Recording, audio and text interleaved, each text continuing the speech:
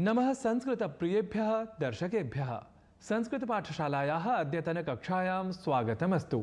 अहमस्मि नारायणदत्तमिश्रः।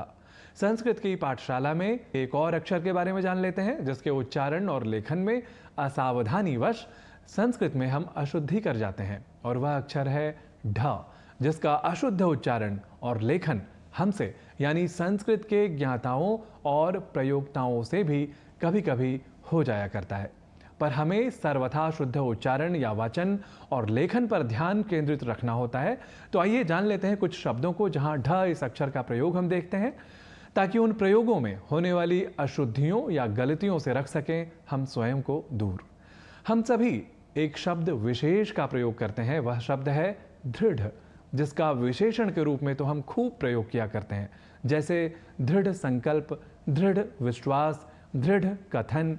पर हम अक्सर कहते हैं दृढ़, दृढ़ संकल्प, दृढ़ विश्वास, दृढ़ कथन आदि आदि, यानी हम ढ इस अक्षर का उच्चारण ढ़ इस रूप में किया करते हैं, और संस्कृत के संस्कृतत्व पर यानी जो लिखा है वही पढ़ा जाना चाहिए, इस सिद्धांत का हम अनुपालन नहीं कर पाते, क्योंकि हम हिंदी या अन्य प्रादेशिक भाषाओं के उच्चारण व लेखन का कर लेते हैं अनुकरण।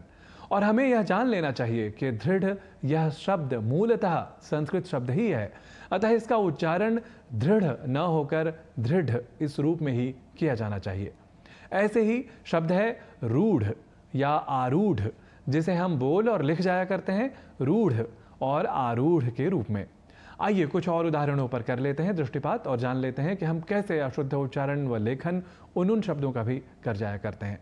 कुछ शब्द हैं मूढ़, विमूढ़ और किंग कर्तव्य विमूढ़। किंग कर्तव्य विमूढ़ अर्थात क्या करें क्या न करें, इस विषय पर जब बुद्धि काम न करे, ऐसी दशा वाला मनुष्य। तो हम इन शब्दों के उच्चारण व लेखन इस तरह किया करते हैं, मूढ़, विमूढ़ और किंग कर्तव्य विमूढ़। ऐसा ही एक और शब्द है संस्कृत की दृष्टि से विशेष, ऊढ़, अर्थात जिस लड़के का विवाह हो चुका हो। इसके उच्चारण में भी इसी ढ को ढ़ बोलने और लिखने की दुष्प्रवृत्ति हमें दिख जाती है, यानी ऊढ़ कहना हो तो हम बोल और लिख जाते हैं ऊढ़, और तो हमने जाना कि ऊढ़ इस शब्द का प्रयोग हमें नहीं है करना, क्योंकि यह है अशुद्ध। ऐसे ही एक शब्द है ऊढ़ा, अर्थात जिस लड़की का विवाह हो चुका हो, तो इस शब्द का उच्चारण भी ऊढ़ा नहीं करना है, यह रखें हम विशेष रूप से ध्यान।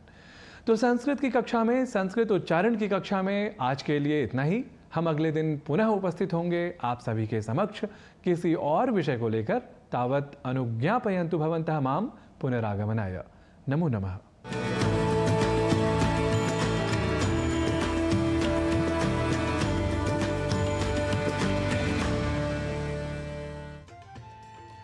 तो सुप्रभातम कार्यक्रम में आज